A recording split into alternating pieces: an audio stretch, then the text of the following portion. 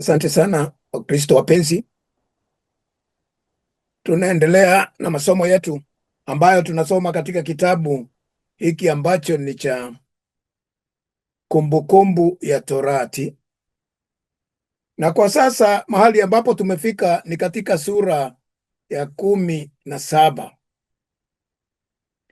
na katika hii sura ya 17 tunafundishwa juu ya sheria za Mungu ambazo zilikuwa ni lazima zijulikane katika jamii na vile ambavyo zinatenda kazi. Wiki jana tuliweza kujifunza juu ya vile chukua hongo, watu wasiofanya kesi kwa kupendelea upande mmoja, na kwa hivyo kulikuwa na sheria zote ambazo Mungu aliweka kwa sababu ya kazi yake na utukufu wake. Kwa hivyo wapenzi, sasa kuhusu hawa waamuzi, kwa hivyo unaona ya kwamba katika sura ya 17 tunapoingia pahali pale, mstari wa kwanza, usimchinjie Bwana Mungu wako ng'ombe wala kondoo aliye kilema, wala neno ovu lolote, kwa kuwa hayo ni machukizo kwa Bwana Mungu wako. Kwa hivyo anatuongeza kutufundisha juu ya mambo yale ambayo tunatakiwa kufanya, na katika hali ya kutoa dhabihu ambazo zinatakikana katika nyumba ya Mungu, unaona ya kwamba ametueleza vile tunaweza peleka dhabihu ambazo ni za wanyama ambao tunapeleka zikiwa zaka ama sadaka kwa Bwana. Kwa hivyo wakati unampelekea Mungu ng'ombe au kondoo, usimpeleke yule aliye na kilema. Yaani yule aliye na kilema ni kama yule amevunjika mguu, pengine amezaliwa hana sikio moja, pengine jicho moja, pengine ameinama mahali pengine, yaani kilema, kiwete. Usimpelekee Mungu kiwete yoyote ambaye unaenda kumtolea. Mungu anataka umpelekee dhabihu iliyo kamilifu. Na tunaona ya kwamba watu wengine wanaangalia hata katika mifugo yao, wakiona ile ambayo imelemewa, ile imeshindwa, hiyo ndio anaondoa, anapeleka nyumba ya Mungu. Hiyo ni makosa sana, kwa sababu inaweza kula jamii yako yote imalize, na hiyo ni kujitia laana katika nyumba yako, kwa sababu vile itakavyotendeka itasumbua na kufuata jamii yako, kwa sababu ulimtolea Mungu kitu ambacho amekueleza usipeleke kilicho na kilema. Na vile vile hata wale wanaobadilisha hii na kuwa ni pesa, ni kama vile kwa mfano ulitaka kumtolea kondoo ama ng'ombe na ukauza, tuseme huyu kondoo umemuuza kwa 5,000, na ukimuuza 5,000 unaona tena hizo pesa ni nyingi sana kupeleka mbele ya Bwana, na ulikuwa umeamua kumpelekea hiyo. Kwa hivyo unaenda unakatisha, unampelekea 4,000. Kwa hivyo hiyo pesa yako imekuwa kilema. Kwa hivyo sasa haiwezi kukubalika mbele ya Bwana, ni laana. Na hiyo ndio ilitendeka katika Matendo ya Mitume 5, wakati mtu mmoja na mke wake walipoenda kutoa dhabihu, wakauza shamba lao, na hao wakaamua kudanganya Roho wa Mungu. Kwa hivyo wapenzi, nawaambia ya kwamba ni vizuri ujue kile kitu umeamua kumpa Bwana, umpe kama vile ambavyo umeamua. Usichanganye, usiweke uwete. Hata kama ni sadaka unatoa katika nyumba ya Mungu, ile ambayo umeweka kando iwe hivyo. Lakini pengine unaweza weka sadaka ya Mungu kando, na baadaye jambo fulani litokee. Basi likitokea unasema wacha nitumie hii kidogo nipelekee hii Mungu nusu. Hapana, wacha kabisa. Hata afadhali usipeleke, lakini upeleke ile ambayo tayari ulikuwa umeamua na Mungu ameweka katika roho yako. Kwa hivyo ndiyo maana anasema hapa, kama ni kondoo ama ni ng'ombe, kwa sababu wengi sasa hatuna ng'ombe, lakini tunatoa pesa tukilinganisha na kiasi fulani. Usije ukazipunguza ati kwa sababu umeamua. Kama umesema ni 100, wacha iwe 100. Usipeleke 90, kwa sababu ukipeleka 90 tena umebadilisha, na ulikuwa umeamua hii 100 napeleka nyumba ya Mungu. Kwa hivyo wapenzi, mambo haya mnaona kidogo kidogo ndio hufanya watu wakae katika shida maisha yao yote, na unaona mumeokoka na wengine wanabaki nyuma na wengine wanaendelea, kwa sababu Mungu kanuni zake ni na ni amina. na ni lazima zifanywe kadiri ya mapenzi yake. Na anasema ikiwa utapeleka aliye na kilema, hiyo ni chukisho, ni machukizo mabaya sana mbele ya Bwana. Bwana anachukia, kwa Kiingereza mnasema abomination. Hiyo ni kitu mbaya na Mungu hawezi kupokea hiyo sadaka ama dhabihu uliotoa. Ikiwa ameonekana katikati yenu ndani ya malango yenu mmojawapo upewayo na Bwana Mungu wako, mtu mume au mtu mke, afanye yaliyo maovu machoni pa Bwana Mungu wako kwa kuvunja maagano yake. Kwa hivyo anasema kati yenu kukionekana mtu mume au mke ambaye amevunja kwa uovu, kutenda mambo mabaya, mambo ya uovu katikati yenu nyinyi mlioamini. Kwa hivyo anasema nini? Na amevunja maagano ya Bwana. Anasema naye amekwenda kutumikia miungu mingine na kuiabudu, au jua au mwezi au vilivyo katika jeshi la mbinguni vyovyote nisivyoagiza mimi. Kwa hivyo kati yenu pasiwe na mtu ambaye atapatikana anaenda kuabudu kati ya vitu hivi. Na mnajua wapenzi, mambo haya yameenea sana katika nchi nyingi na katika watu wengi na tambaka mbalimbali. Watu wanaabudu vitu tofauti. Kuna wao wanaabudu mwezi, kuna wale wanaabudu nyota, kuna wale wanaabudu aina fulani hata wanyama. Lakini nakuambia nini mpenzi? Bwana anasema kitu cha kwanza ukumbuke, usimpelekee Mungu kilema. Jambo la pili ni kwamba kati yenu kukipatikana mtu mwenye uovu, na uovu unapatikana kutoka wapi? Kwenda kuabudu vitu vingine. Yaani huyu mtu anapatikana kuabudu aidha jua, anaenda kuabudu jua kama vile ambavyo hizi ilikuwa katika Misri na hata hapa katika Marekani. Nimeweza kuguzaguza watu wengi wanaabudu jua na wameonyesha wazi, na kuna nyumba kadhaa, hata nimetembea miji tofauti tofauti, ninakuta makanisa mengine yao wameweka alama ya jua nje mlangoni badala ya msalaba. Kwa hivyo kuna wale wanaabudu hiyo, na utaona vile vile kuna dini zingine kama Islamu na zingine wanatumia nyota na mwezi katika alama yao. Kwa hivyo kuna makosa. Na unajua watu hata kuua si vigumu, ukikataa kukubaliana na imani yao wanakuita kafiri. Na kwa hivyo kwamba usiabudu jua na usiabudu mwezi. Kwa yote vilivyo katika jeshi ya mbinguni, kuna zile tunaita comet, na vile vile kuna zile ambazo tunaita nyota. Zaambiwa usiabudu. Nimewahi kusikia hata katika YouTube na kwingineko, unasikia watu siku hizi wanaambiwa nyota yako imeibiwa, nyota yako ilifanya, nyota yako imekataa kuangaza. Wengine wanaenda na mishumaa kuwasha kila mahali ati wanaangaza. Mambo haya tafadhali angalia, Mungu ni roho na Mungu hafananishwi na chochote. Hauwezi kufananisha Mungu na nyota, yeye ndiye aliziumba. Hauwezi kufananisha mwezi, yeye ndiye aliumba. Hauwezi fananisha Mungu na sayari zozote, planet zile ziko Saturn na zinginezo, ati umfananishe na hiyo. Yeye ndiye aliumba, yeye ndiye aliumba kila kitu. Na kitabu cha Wakolosai 1:17 inasema hakuna ambacho kipo ambapo yeye hayuko ndani yake. Kwa hivyo yeye ndiye hupatanisha vyote, na kwa hivyo Mungu ni roho, na ndiyo nguvu hiyo tunayetarajia, na tunamwamini katika roho na ukweli. Acha kuweka mambo mengine, unaabudu hii, unaabudu jua ati kwa sababu jua inaleta ile kitu mnaita mapishi kwa sababu ya matawi, ati ndio matawi inapata nguvu, mnaita photosynthesis na vitu kama hizo. Hapana, na kina chlorophyll na nini mnachanganya. Mambo haya Bwana anasema usiabudu. Na akipatikana mmoja kati yenu ambaye anaenda kuabudu vitu hivi, neno la Mungu linasema ukiambiwa hapo nawe umeyasikia, ndipo uyatafute kwa bidii. Ukiambiwa kuna mtu anafanya hivyo, kwanza chunguza. Ndio unaambiwa tafuta kwa bidii. Kwanza chunguza, usikimbie tu kutoa maamuzi. Hapana, fanya bidii na tazama, ikiwa ni kweli lina hakika jambo lile kuwa yafanywa machukizo kwa hayo katika Israeli, ikiwa jambo hilo limepatikana kati ya watu wa Mungu, kati ya taifa, kati ya sisi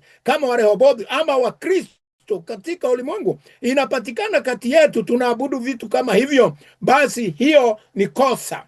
Na ndipo anasema ikiwa utasisitiza ama utajua na kuthibitisha ya kwamba huyu mtu anaabudu hiyo ama huyu mke ameenda na kuabudu hivyo vitu, anasema nini? Ndipo umchukue nje, umuondoe kati yenu, yani umchukue nje ya malangoni mwako, muondoe kabisa katika jamii yenu. Wala mtu mume au yule mtu mwanamke aliyefanya jambo lile ovu ukawapige kwa mawe mpaka wafe, muwaue, muwaondoe kati yenu. Yani Mungu hii anaonyesha ya kwamba ati mtu huyo hatakiwi kukaa kati yenu, lakini sisi hatuui, yani physical, yani tunamuondoa katika ushirika wetu, yeye aende akafanya mambo yake, wakutane na Mungu kule jangwani. Kwa hivyo wapenzi, ninakuambia ya kwamba inakataliwa watu wa ibada kama hizo, hatutakiwi kuwa pamoja nao, na neno la Mungu limekataa tangu mwanzo. Ukiona katika kitabu cha Mwanzo inasema nini? Inasema kwanza Mungu aliumba vyote alivyoumba, na siku ya 4 ndio aliumba jua na mwezi na nyota na zinginezo. Kwa hivyo Mungu ndio aliumba vyote. Huyu atakaye uawa na uawe kwa midomo ya mashahidi wawili au mashahidi watatu, asiuawe hakika ya kwamba anaomba mwezi na jua na vinginevyo, asiuawe kwa ushahidi wa mtu mmoja. Ama kama ni kesi yoyote, si hii pekee, wakati wote utaletewa mashtaka ya aina fulani, lazima kuwe na mashahidi wawili au watatu au zaidi. Lakini kwa shahidi mmoja kusiwe na kesi ambaye unaweza kumhukumu mtu. Hauwezi, kwa sababu ushuhuda wa mtu mmoja hautoshi, na Mungu amekataa jambo hilo, kwa sababu anaweza kuwa ni mtu mwenye fitina, mtu anayetaka kumuumiza mwenzie na ameongea uongo. Kwa hivyo lazima kuwe na mashahidi wawili. Na ukikumbuka wakati ambapo Ahabu alitaka ile shamba ya Naboth, alifanya nini? Mkewe Jezebel alitafuta watu kadhaa, mashahidi kadhaa, wakatoa maneno ya uongo, ndio wakachukua mawe wakampiga yule Nabothi akiwa mbele za watu wote, kwa sababu mashahidi walikuwa zaidi ya wawili. Hiyo ndio maana ya sheria hii. Na hata kotini, ikiwa una kesi kotini na waamuzi wanasikia kwa sasa, hauwezi kuamua kesi huko ndani ya chemba kwa sababu ya mtu mmoja amekupa ushahidi alafu unafunga mtu ama unamhukumu kwa njia isiyofaa. Ni lazima kuwe na mashahidi zaidi ya wawili, na ndio naona kesi huchukua muda kusikizwa mashahidi wote, na mashahidi wakikosa zaidi ya mmoja, yani wakose shahidi awe mmoja tu, hiyo kesi hutupiliwa mbali. Kwa hivyo, kwa sababu ni neno moja kati ya yule mshtakiwa na mwenye kushtaki, ni watu wawili hawa wanashindana, na kwa hivyo jaji anawaambia hii kesi hatuwezi amua, nendeni mkasikizane. Kwa hivyo wapenzi, usikubali kuwa muamuzi wa kesi ya mtu yoyote ameleta kwako, hata kama ni watoto wako wanamshtaki mwingine. Lazima kuwe na ushahidi wa watu wawili ama watatu, na hivyo ndivyo Bwana na neno lake linasema. Katika hali ya kuamua kesi, uwe makini sana, usiwe mtu wa kupendelea mikono. Na anasema ambaye amepatikana ana hatia, akishapatikana na ushahidi huo wa watu wawili watatu, mikono ya wale mashahidi na iwe juu ya kwanza kumuua kesi, kisha mikono ya watu wote, uondoe vitu vivyo uovu katikati yako. Kwa hivyo akishahukumiwa, watu wa kwanza kumpiga na mawe ni wale mashahidi. Wale mashahidi wamesema alifanya hivyo, na waliona hao waanze kwanza kumtupia mawe, waanze kumgonga na mawe, na hao ndio hukumu. Kama wamesema uongo, kama siku ya Naboth, kama wamesema uongo, na unakumbuka vile Jezebeli walivyokufa na damu yao ikawa inalambwa na mbwa kule nje wakiwa na Ahab. Kwa hivyo ikiwa watasema uongo, mwisho wao itakuwa mbaya, kwa sababu Mungu ndio atakuwa hukumu yao. Kwa hivyo wapenzi, mtu yote ambaye ameweza kukushtaki kwa njia ya haramu, amekutendea maovu, na muamuzi akatenda uamuzi usiofaa, yeye atalipa. Yeye hawezi kwenda, hawezi kulala, hawezi kufika mwisho wake kama haja.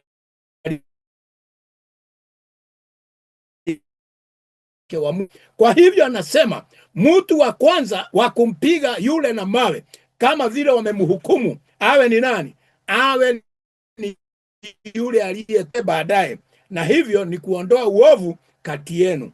Kwa hivyo wapenzi, ikiwa limezuka neno lililo nzito katika wewe, yaani jambo limekuwa nzito ndani yako katika maamuzi kati ya damu na damu, na dawa na dawa, na katika pigo na pigo, mambo hayo matatu nayo yashindaniwa katika malango yako, ndipo nawe uondoke, ukoe, uende mahali atakapochagua Bwana Mungu wako.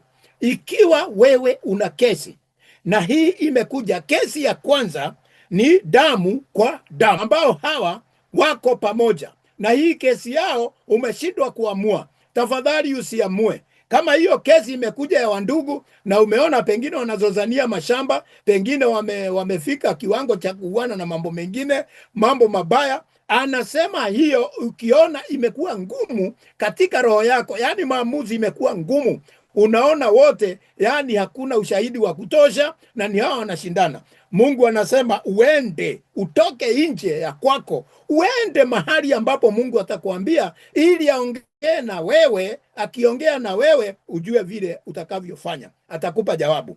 Na ikiwa ni dawa kwa dawa, yaani kosa kwa kosa, ikiwa ni kosa kwa kosa, na hiyo ni kesi imeletwa, unaona huyu anakosa na huyu anakosa, na unashindwa vile utaamua, basi ni vizuri uende mbele ya Bwana, mahali atakuonyesha. Ama hiyo ni kusema uende katika maombi, uende katika kutafuta watu wa Mungu. Anaweza kukutuma kwa watu ambao ni watumishi wa Mungu, hao ndio watakupa jawabu. Tutaona mahali anakutuma uende.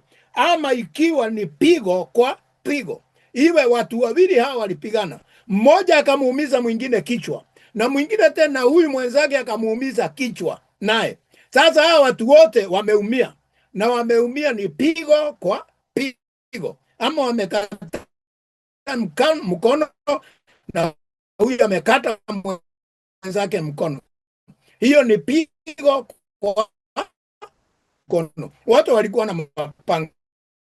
Kwa hivyo hiyo kesi inahitaji uende ukatafute Mungu mahali atakutuma, hapo ndipo utaenda kupata jawabu. Tuone Mungu anatuambia nini. Usiwe wa haraka ati kwa sababu huyu unamjua, ati huyu ndiye alikata kwanza, huyu ndiye alikata ya pili. Hapana.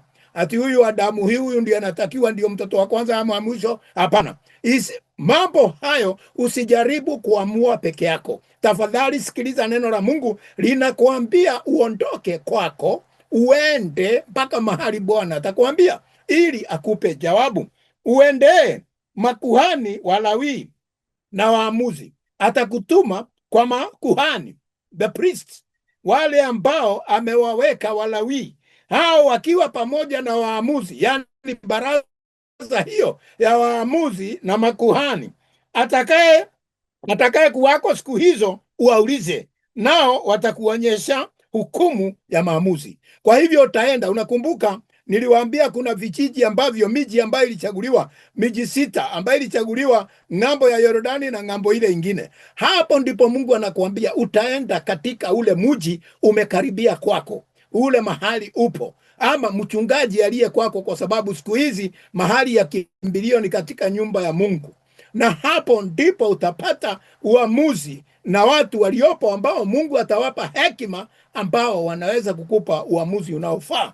Kwa hivyo wapenzi, usiamue peke yako. Anakuambia uende katika mji ulioteuliwa na uwakute makuhani walioitwa na Mungu. Wacha hawa wa urongo, wacha hawa wakunywa, wacha hawa wa soda na biskuti. Hapana, wale waamuzi ambao Mungu ameita mwenyewe. Hiyo mimi nakueleza kwa sababu nina imani ya kwamba Mungu hujiitia watu wake, na kuna wengine wa kujileta ambao walikuja bila kuitwa na Mungu, lakini walikuja kutafuta bahati yao kwa njia ya uongo na mambo mengine. Angalia, uende kwa mtu wa Mungu, kuhani, kwa sababu kesi imekushinda. Naye mtu wa Mungu au Malawi, kuna watu ambao ni waamuzi, watakaa pamoja waone hiyo kesi, watatoa uamuzi gani, na Bwana atakuwa pamoja nao kwa sababu ni yeye amekutuma. Kwa hivyo wapenzi, nawe fanya sawasawa na hukumu watakayo kuonyesha mahali hapo atakapochagua Bwana, nawe tunza kufanya kwa mfano wa yote watakayo kufundisha. Ile mambo yote watakwambia uende ufanye hii kesi, enda uikate namna hii, enda useme namna hii, usibadilishe. Usiende kuongeza mambo yako, usiende hata kutoa alama moja ama nyingine. Hapana, neno la Mungu linatuambia, Mungu anasema nawe fanya sawa sawa, fanya kabisa kama vile hiyo hukumu umepewa na hao Walawi, makuhani na wale waamuzi Bwana amekutuma kwao, watakavyo kuonyesha mahali hapo alipochagua Bwana, si katika vijiji hivyo vyote. Hapana, amekutuma kwa moja. Hapo ndipo jawabu ya Bwana itakuwa, kwa sababu Roho wake atakuwa ndani ya hao Walawi na vile vile ndani ya hao waamuzi ambao wamekutuma kwao. Na hiyo kesi wakisikiza damu kwa damu, ama ni ya dawa kwa dawa, ama iwe ni pigo kwa pigo, watakupa jawabu. Na unaambiwa, kwa sababu hawa makuhani hawatakuja na wewe na hawa waamuzi hawatakuja na wewe, bali wao utarudi peke yako. Wamekuambia vile utaambiwa ufanye, uamue hiyo kesi, ufanye hivyo na usibadilishe, kwa mfano wa sheria watakayo kufunza na kwa mfano wa hukumu watakayo kuambia. Kwa hivyo utawaambia wale ambao ni washtakiwa, kulingana na sheria hii inasema hivi na hivi, basi hukumu ambayo inatolewa ndio hii. Kwa hivyo hiyo hukumu utatoa kama ilivyo. Watakavyo kuambia wale ndio utakavyofanya. Fanya hivyo, usigeuke. Biblia inasema usigeuke. Bwana anasema usigeuke katika hukumu watakayokuonyesha kwenda mkono wa kuume au kwenda mkono wa kushoto. Usibadilishe ati kwa sababu unapenda mtu. Sasa ingine unajua inaweza kuwa ni mtu unapenda, ama mtu ulijua, ama mtu alikuwa rafiki yako, ama pengine umepewa riba, umepewa hongo huko, alafu unakuja unabadilisha. Hapana, utakufa. Utakufa wewe. Wewe utakufa vibaya. Kwa hivyo mpenzi, fanya vile ambavyo utaambiwa mahali ulipotumwa na Mungu kuwaona wale makuhani na waamuzi. Na mtu afanyaye kwa kujikinai, mtu afanyaye kwa kujitosheleza yeye mwenyewe, ndiyo maana ya kujikinai, yani anaona yeye ndiye mwisho, kwa kutomsikiza kuhani asimamaye hapo kwa kumtumikia Bwana Mungu wako au muamuzi, na afe mtu huyo, naye ataondoa uovu katika Israeli. Ati huyo mtu anakataa kusikia sauti ya kuhani uliyetumwa kwake na muamuzi uliyetumwa kwake, aje kwa kujikinaisha ye mwenyewe, aseme wale wameniambia, lakini mimi nafikiria hivi. Hapana, ukifikiria hivyo, Bwana anasema kufa na ufe, kwa sababu wewe ni muovu kati ya watu wa Mungu. Uondoke kabisa, laana isiyotakikana kati administration.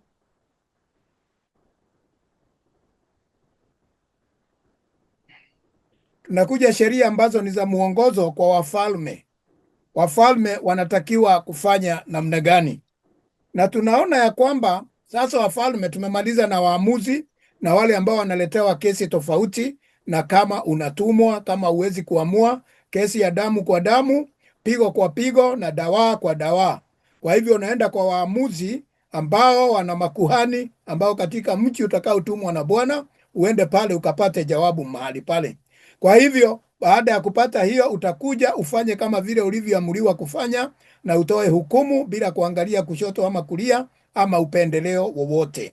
Kwa hivyo leo wapenzi, tunaangalia vile vile, tuangalie hapa ambapo nao wafalme walitakiwa kufanya nini. Nao wafalme wamepewa sheria zao hapa na Bwana Mungu wetu. Inasema ya kwamba na hao watu wote watasikia ya kuogopa, wasifanye tena kwa kujikinai.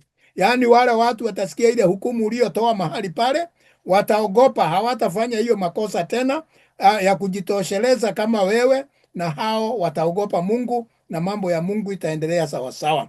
Kwa hivyo wapenzi, utakapokwisha kuingia katika nchi akupayo Bwana Mungu wako ukaimiliki na kukaa humo, nawe utakaposema nitaweka mfalme juu yangu mfano wa mataifa yote yaliyo kando kando yangu. Yaani wakati umepewa na Mungu nchi ambaye ametupa, alafu uone utatafuta uongozi wa mfalme aweze kuwasimamia kama watu wa mataifa walio majirani mwenyu. Hapo Mungu alikuwa ameona. Hata wakati miaka ya nyuma kabisa, wakati siku za Saulo, wakati Mungu wanaambia Samueli ati wanataka mfalme, Mungu alikuwa amejua na hii sheria ilikuwepo. Lakini unakumbuka Samueli alikataa kabisa, lakini Mungu akamwambia, nenda umchague huyo ambaye nitakutuma kwake, ni mimi ambaye watanikosea, sio wewe. Kwa hivyo wakati watu wataingiwa na hiyo tamaa, unajua wakati mnapata mali, wakati watu wanakaa vizuri, huanza kutafuta nani atatuongoza kwa hii, nani atatufanya hivi. Hapo ndipo tupo sasa.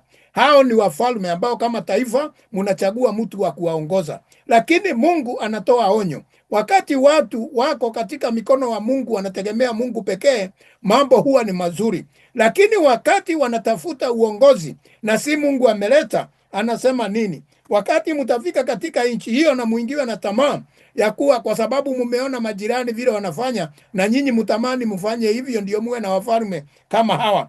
Anasema usiache kumweka yule atakaye kuchaguliwa na Bwana Mungu wako awe mfalme juu yako. Umweke mmoja katika ndugu zako awe mfalme juu yako.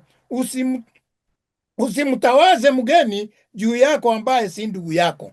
Kwa hivyo anakuambia yule mtu Mungu atachagua, wacha awe huyo, lakini usije ukachagua mtu we mwenyewe kwa sababu ya upendeleo. Hiyo ndio umeumiza watu wengi sana, kwa sababu yule mtu ambaye wanaambiwa wachague na Mungu, hao wanafuata pesa mahali wanapewa na wanachagua kulingana na mapenzi yao. Na utaona hata katika nchi hii tunakaa ya Marekani, watu wanachagua vile wanataka, alafu wanapata matatizo. Mfano, hapa Mungu alikuwa ameleta mtu tofauti, mama, munaelewa, na Mungu alikuwa na sababu zake, lakini watu wakaamua tunataka fulani, na alikuwa hapa na muliona dalili zake. Sasa matokeo yake ni uchungu na watu kufukuzwa kwa sababu haikuwa mapenzi ya Mungu. Mfano ni kama huo. Angalia nchi kama vile Kenya. Angalia mtu ambaye mlichagua, mondo ni huyo, mkakimbia, sasa tena wenyewe mnalia. Hiyo ni kuonyesha nini? Mungu hakuwa amependelea hivyo. Kwa hivyo wapenzi, muangalie mambo yanayotokea baada ya nyinyi kuweka mtu kuwaongoza ambaye ni kwa kupenda kwenu. Kwa hivyo bila kuomba. Na kwa hivyo kwa sababu makanisa yalikuwa yamekufa nyakati hizo, hata katika nchi zote, hata saa hii kama lisali moja ama masaa mawili imepita, nimekuwa nikiangalia juu ya nchi ya Amerika Kusini inaitwa Peru. Nao watu wametokea wote kwa shida hizo, wanaenda kuchoma nyumba kuu ya serikali ya kufanyia sheria. Naye vile vile angalia juzi katika Nepal, kule India, katika kaskazi ya India, nchi inaitwa Nepal, watu walichoma bunge na hata wakashika yule prime minister wao, wakampiga na kumweka majini na wakachagua mwingine. Angalia kila mahali kuna mazozano, watu wamejichagulia watu wao, na sasa ndio wanaona ukweli, kwa sababu wale dynasties walikuwa na tawala, ni chaguo la watu wenyewe, si chaguo la Mungu. Na ndio maana kumetokea sarakasi hizi katika ulimwengu. Ni Roho ameamuka ili kanisa la Bwana liamuke na liweze kusimama. Mambo mengi mtaona yanabadilika sasa. Hii ni njia ya mabadiliko kote ulimwenguni. Ilianza kule katika nchi ambayo mnaita Burkina Faso, ikageuzwa, mambo wakaona tofauti. Sasa imeenda ikisambaa kila mahali ulimwenguni, watu wanazozana wenyewe kwa wenyewe. Angalia Congo DRC, nimeangalia leo walikuwa Wamasai wanapigwa huko, wanafungiwa nyumba huko upande wa Kivu, wale wanauza vibeti na nini. Yaani dunia imeingia sarakasi kwa sababu chaguo la watu ni wenyewe, walikataa kumhusisha Mungu mahali. Na angalia hata manabii wameamushwa, wengine wanatukana manabii. Angalia watu wakubwa. Mambo haya wapenzi mnayoyaona, Mungu amesema ya kwamba usiache kumweka yule atakayechaguliwa na Bwana Mungu wako. Usikatae kumweka huyo ati awe mfalme juu yako. umweke mmoja katika ndugu zako, yaani wale unaona ni mzuri, umweke yeye. Ama unaambiwa hata mgeni ambaye si wakati yenu msiweze kumweka katika uongozi, awatawale ninyi katika nchi yenu, ambaye pengine unaona ni mtu anayekupendeza wewe, mgeni asiwatawale. Kwa hivyo na usiongeze utajiri zaidi, yani ila usifanye farasi wake kuwa wengi, yani usifanye kujiongeza nguvu za farasi. Farasi inaonyesha nguvu za majeshi na nguvu zingine. Usijiongezee nguvu zaidi, kwa sababu hiyo ni kinyume na Mungu. Wala usiwarudishe watu Misri ili apate kufanya farasi kuwa wengi, kwa kuwa Bwana amewaambia tangu sasa msirudie tena njia ile. Msirudie katika dhambi wakati mlipigania kuingia katika wokovu. Msirudi tena katika dunia. Msirudi tena kufanya mambo ya ulimwengu. Msirudi kujitafutia nguvu zenyu wenyewe kwa waganga, wachawi na watu wa namna hiyo. Msijaribu kwenda kutafuta kwa wale ambao wanawanenea mambo ya kuwadanganya. Bwana anasema njia hiyo msirudie, kwa sababu aliwatoa, na njia hiyo mkirudi itakuwa ni angamizo kwenu. Kwa hivyo alisema hata mfalme mtakayeweka ameweka, asiende akajiongeza nguvu zaidi za farasi. Na hivi huyu mfalme mmoja alifanya hivyo. Basi wala asijizidishie wake, ili moyo wake usikengeuke, na asiroe wake wengi. Asiwe na wake wengi, kwa sababu akioa wake wengi roho yake itageuzwa na nani? Na hawa wanawake, kwa sababu hawafikiri sawa sawa. Hiyo ilitendeka kwa Daudi, na vile vile ikatendeka kwa Suleiman, na ikatendeka kwa wengine wengi. Kwa hivyo wala asifanye fedha zake na dhahabu kuwa nyingi, asifanye utajiri mali mengi. Hiyo Suleiman alifanya, aliongeza farasi, akaongeza wake wengi, akaongeza hata pesa nyingi sana, dhahabu na fedha na vinginevyo, vyote vilimpoteza, akatoka katika uwepo wa Mungu. Kwa hivyo hata yule ameteuliwa na Mungu ameambiwa asifanye nini. Na ndio Daudi akaomba wakati moja, akamwambia Bwana, usinipe nyingi sana na usinipunguzie zaidi, nisije nikakusahau. Kwa hivyo wapenzi, wewe kuwa mtu wa kiasi, uwe mtu wa kiasi, hata ukiwa mfalme. Tumeweza kuona viongozi kadhaa. Tumeona juzi yuyu mama alikuwa anaongoza huko katika nchi ya Ujerumani, ameongoza kwa muda mrefu sana, na alitoka, hakutamani vitu za watu, hakufanya rushwa, hakufanya chochote. Zaidi ya miaka 20 na kwenda juu ametawala nchi ile, na ametoka polepole akaondoka. Tuliona wengine katika Netherlands wanatembea kwa baiskeli na ndio prime minister. Tumeona wengine katika South America. Niliona president mmoja anaenda na gari yake ile mzee Volkswagen, akitoka ofisini anaenda kwa shamba yake kufanya mambo yake, hata hataki security. Lakini sasa kwa kujiongeza farasi wengi, kujiongeza pesa, dhahabu na fedha, na kujiongeza wake wengi, ndio naona watu wanaweka magari mingi ati ni security, inamuongoza na mapikipiki mbele yake. Hii yote ni ulaji wa upepo na kununua ndege ya pitage angani, na kifo ni kile kile. Kwa hivyo Mungu anasema mambo haya ndio yataleta shida katika watu, na ndio imesababisha dunia sasa kuyumbayumba. Mungu ameachilia kwa sababu watu wamejipenda, ati hata wafalme hao wako katika kila nchi, hawezi kuwakaribia, hawawezi kujua matatizo ya watu. Kwa hivyo Mungu amewaachilia. Sababu hii imeandikwa,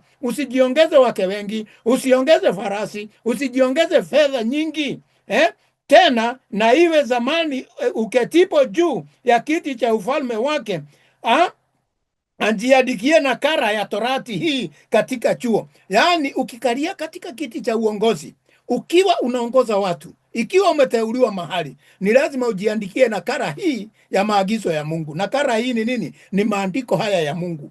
Uwe naye ambaye utasoma kila siku, ili kufuata hicho kilicho mbele ya makuhani Walawi, na awe nayo asome humo siku zote atakazoishi, ili apate kujifunza kumcha Bwana Mungu wake, asiyashike maneno yote, ayashike maneno yote ya torati na amri hizi kwa kuyafanya.